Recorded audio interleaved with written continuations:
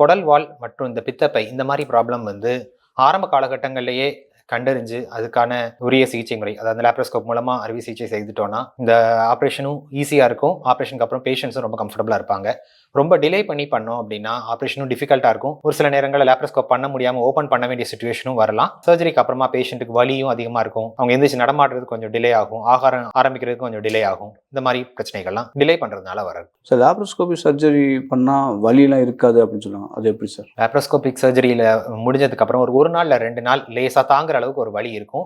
Open ஆப்ரேஷனை compare பண்ணும்போது இது 10ல ஒரு மடங்கு தான் இருக்கும்.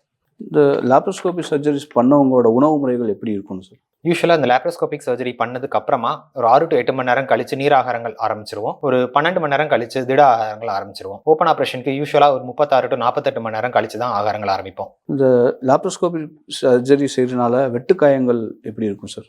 லேப்ரோஸ்கோபிக் சர்ஜரிக்கு அப்புறமா அந்த காயங்கள், அந்த தழும்பு வந்து ரொம்ப சின்னதாக இருக்கும். நாளடைவில் அந்த தழும்பு மறைஞ்சிரும். ஆனால் ஓப்பன் ஆப்ரேஷனுடைய தழும்பு வந்து எப்பவுமே பெருசாக தான் இருக்கும். தழும்பு கொஞ்சம் திக்காக இருக்கும்.